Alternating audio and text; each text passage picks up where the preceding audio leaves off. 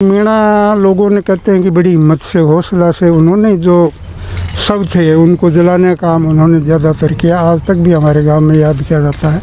सगळा भयाना राम मैं थारुद देसी पत्रकार रवि खबर लोग चैनल की जो अपनी कोरोना जागरूकता यात्रा चल रही है एक महीने अभी आज जो आप पूछे अपने झुंझुनू में बातचीत कर चर्चा कर अपने साथ अपना झुंझुनू का प्रसिद्ध लेखक ही जो बहु बातचीत करांगा जो नज़दीकी जो पुराने टाइम में अपने या फिर पहली जो भी महामारी वगैरह जो आई ही बने बाकी स्टडी भी करी है और बाकी बारे में जाने भी है तो थोड़ी चर्चा करांगा जानांगा कि तरीका है कि जो जी टाइम ये समस्या आई ही बहु लोगों ने और एक जो बहुत बड़ी जो समस्या है कि एक अकाल जो आपने बताया जा रहे हो वो भी हो तो बी के बारे में भी स्टडी करी है और बी के बारे में भी जाने है तो चर्चा करांगा कि तरीका है कि लोग जी टाइम सर्वाइव करे फिर आपको जीवन यापन करता और आज के टाइम में और भी टाइम में कतों की फर्क है जो बने नजर आ रहे हैं। हम अपने साथ ही राजेंद्र जी कसवा जो आप चर्चा कर सर जी खबर लोग चैनल पर बहुत बहुत स्वागत है। नमस्कार जी। देखा कि सर झुंझुनू का इतिहास के बारे में भी थे जो बतायो हो और लिखियो है आपने झुंझुनू को इतिहास और शायद जहाँ तक मन नॉलेज है कि झुंझुनू को इतिहास की सिर्फ आपने एक ही किताब जो अभी तक छपी है। झुंझुनू के जो स्वतंत्रता का आंदोलन का जो चला स्वतंत्रता आंदोलन उसके बारे में तो कई किताबें छप चुकी हैं लेकिन आपका जहाँ तक मैं समझ रहा हूँ आप ये कह रहे हैं कि झुंझुनू किसने बसाया और कैसे उसका विकास हुआ बिल्कुल उसके इतिहास के बारे में मैंने लिखा है। मेरा पाठ बोलता जिसका नाम है जी और जिसको झुंझा ने बसाया था करीब 5वीं-6वीं शताब्दी में जो तमाम इतिहासकारों के साक्ष्य मिलते हैं उसके हिसाब से एक वैश्विक महामारी आपने जो चाल रही है पिछला 12 महीनों ज़्यादा होगा और एक बार दोबारा ही कगार पर है कि अभी जो लॉकडाउन का हालात जो बन रहे हैं कि पहली कभी कोई स्थिति हुई ही क्योंकि जी टाइम तो है कि सुविधा भी को नहीं ही लोगों में आज तो हर एक चीज़ की व्यवस्था सुविधा परिवहन की भी के बाद में भी यहाँ का हालात ही तो पुराना टाइम में जब एक शुरुआत ही अपने झुंझुनू की जी टाइम कहें का क्या हालात था और कैसे लोग सर्वाइव करता थोड़ा बहुत अगर भी चीज़ के बारे में देखे हो तो। देखिए जो हमारा मेरे समय में या मेरी याददाश्त में इस तरह की भयंकर महामारी या अकाल तो नहीं पड़ा। वैसे हमारे शेखावाटी का लगभग एक दस्तूर सा बन गया कि 2-3 साल से अकाल पड़ जाता था। 2-3 साल में जाकर के उनको कभी फसल अच्छी हो जाती थी नहीं तो अकाल रहता था। लोग पशुपालन से यूं अपना जीवन बसर करते थे जी।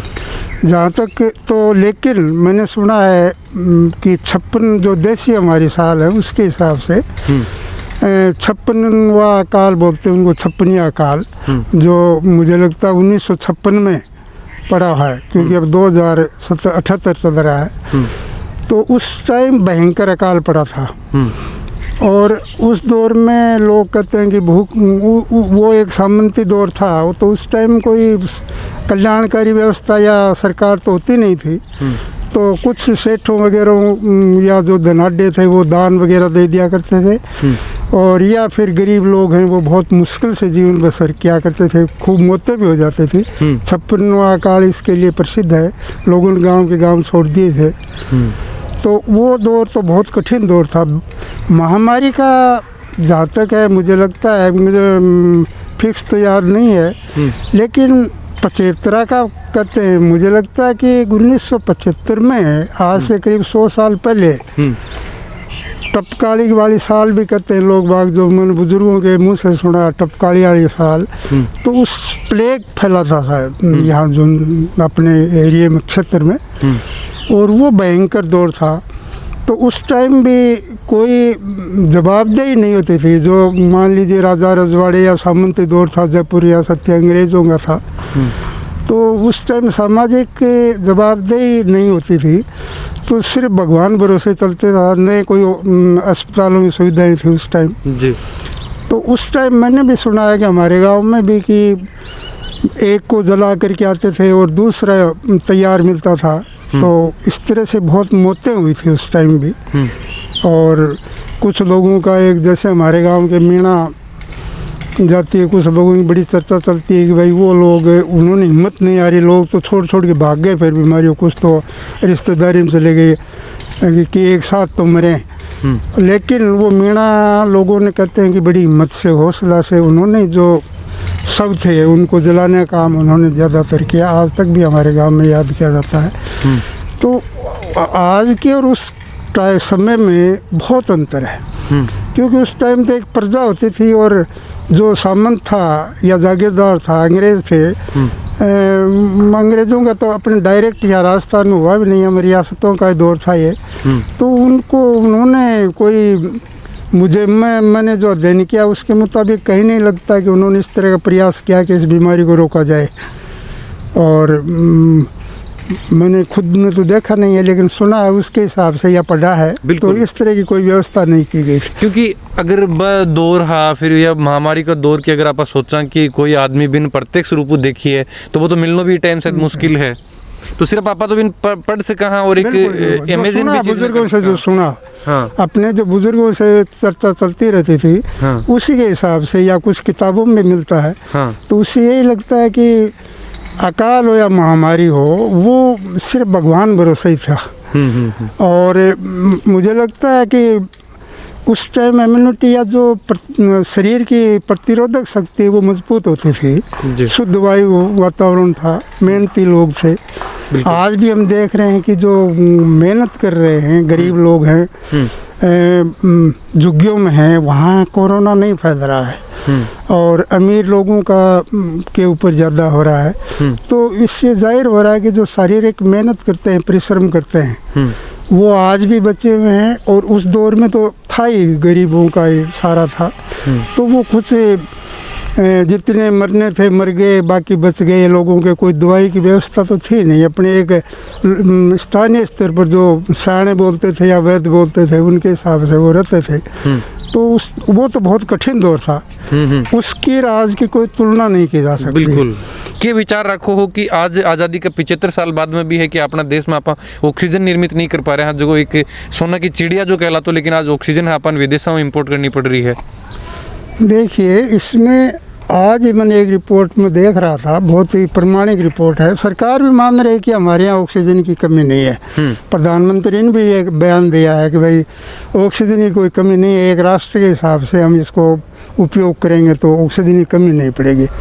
वैसे भी प्रमाणिक रूप से अन्य रिपोर्ट जो स्वतंत्र रिपोर्ट है उसके हिसाब से भी है कि भारत है वो ऑक्सीजन का दुनिया में सबसे ज़्यादा उत्पादक है। आज की रिपोर्ट मैंने एक जगह देखी है। तो उसके बावजूद ऑक्सीजन से लोग मर रहे हैं, ये एक बहुत बड़ी त्रासदी है। और ये स्पष्ट रूप से लापरवाही समझिए आपकी झलक रही है। और मैं इसका कारण ये मानता हूँ कि मुझे आश्चर्य भी हो रहा है कि 1 साल से ज़्यादा समय से कोरोना आ गया था। बिल्कुल। और इसका जाने का कोई प्रमाणिक नहीं हुआ था कि भाई कोरोना ख़त्म हो गया है। लेकिन हम सब देख रहे हैं, सब ने देखा है। कल तक बंगाल में या आसाम में जो भी चुनाव है, वो चुनावों पर सरकार ने बहुत ज़्यादा ध्यान दिया और इस कोरोना की तरफ ध्यान नहीं दिया। तो इसकी वजह से इसने गिरफ्त में ले लिया।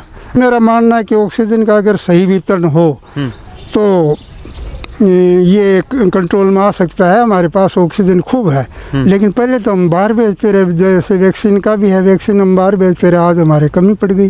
तो मैं समझता हूँ कि एक दूरदर्शिता की कमी है। हम सोच नहीं पाए इस बारे में, सरकार इस स्तर पर इसका अनुमान नहीं लगा पाए और उसका हमें बहुत भारी नुकसान उठाना पड़ रहा है। जी। अब वैक्सीन की थोड़ी सी चर्चा कर लें कि वैक्सीन के लिए भी है कि लगातार प्रयास किया जा रहा है कि 45 सालों जो ऊपर ही बाकी वैक्सीन जो लगाई जाएगी। बी के अंदर जो देखेंगे काफ़ी विरोध भी करोगे कि वैक्सीन का कुछ साइड इफेक्ट भी बताया गया। तो बी के लिए क्या विचार रखो हो कि वैक्सीन को जो कदम हो कि वो प्रॉपर तरीका हो जो इम्प्लीमेंट हो पाए। देखिए, विरोध वैक्सीन का तो मतलब विज्ञान का तो हूँ नहीं आदमी। मुझे लगता है कि वैक्सीन वैसे इसका साइड इफेक्ट का भी ऐसा प्रमाणिक रूप से अभी तक शायद सुना नहीं है। मैंने तो आपने सुना हो तो अलग बात है कि भाई कोई के इससे कोई दिक्कत हो गई। दिक्कत नहीं, लेकिन एक विरोध चालू हो कि बहुत सारे लोग इस चीज़ को विरोध करो कि भाई मैं टीको कौन लगवाऊँ, टीका को साइड इफेक्ट है, बहुत सी अफवाह जो फैली ही। लेकिन आज जब दोबारा यहाँ के हालात जो बन रहे हैं कि लोगों की कोरोना मृत्यु हो रही है, तो बी के बाद में जो कुछ लोग हैं जो टीको लगवाने के लिए बोल रहे हैं कि भाई टीकाओं है जो टीको जगह लाग रहे है, लोगों की डेथ होने हो रही है अगर कोरोना पॉजिटिव जरूर हो रहा है। बिल्कुल बिल्कुल। ये जो भय पैदा हुआ वो मुझे लगता है कि वो अनावश्यक था। हमारे डॉक्टरों ने, वैज्ञानिकों ने जो इसको जब कह रहे हैं कि ये ठीक है तो हमें ठीक मान लेना चाहिए। मुझे ये लगता है कि ये जो भय फैला वो इस तरह से हुआ कि सरकार की तरफ से कई बार जल्दबाजी करते हुए दिखाए गए, बार बार जल्दबाजी दिखाई गई। तो उससे यूँ जैसे पहले एक बार स्टेटमेंट आ गया था कि 15 अगस्त से ही वैक्सीन चालू हो जाएगी और वो नहीं हुई, तो इस तरह से लोगों को थोड़ा अविश्वास पैदा हुआ। तो वो सरकारी स्तर पर जल्दबाजी की वजह से हुआ। 18 साल का जो युवा है बाकी भी भाई वैक्सीन अगर जब लाग रही है तो जब युवाओं को देश अपने देश ने मानो जाए तो भी के बाद में युवा ने अति लेट क्यों? आज जब युवा ही जो कोरोना ग्रसित होता जा रहे हैं, बहुत सारे युवा ही जो लगातार कोरोना की चपेट में आ रहे हैं। ये आप ठीक कह रहे हैं, क्योंकि युवाओं को काम भी करना पड़ता है, भागा दौड़ सब है, उनको वो बैठ भी नहीं सकते। और ये जो दूसरा दौर आया है इसमें जो आंकड़े बता रहे हैं या जो खबरों के हिसाब से युवाओं में ज़्यादा फैलता जा रहा है। इससे जाहिर है कि वो इससे संक्रमित हो गए। और ये जो विलम्ब हुआ, ये तो पहले जैसे 45-60 साल का किया, फिर 45 का किया, ये बहुत गलत सोच था, ये नीति गलत हुई। अब 18 कर रहे हैं और उस दौर में मज़ा ये कि उस दौर में हम वैक्सीन बाहर भेज रहे हैं। तो ये कहीं न कहीं हमारे सरकारी स्तर पर एक वाहवाही लूटने की समझिए या एक अपना बड़पन दिखाने के लिए स्वास्थ्य के आपने जो बजट पेश किया था उसमें इसके लिए करोड़ों रुपए का बजट अलग से निर्धारित किया था। तो आप उसको जब आप, अजीब बात यह है कि नगर पालिका के चुनाव होता है हैदराबाद में, वहाँ भी आप जाकर के चुनाव प्रचार करने पहुँच जाते हो, आपकी जिम्मेदारी नहीं है वहाँ कोई। और कोरोना के लिए आप स्टेट पर डाल देते हो, आपकी ये जनता है।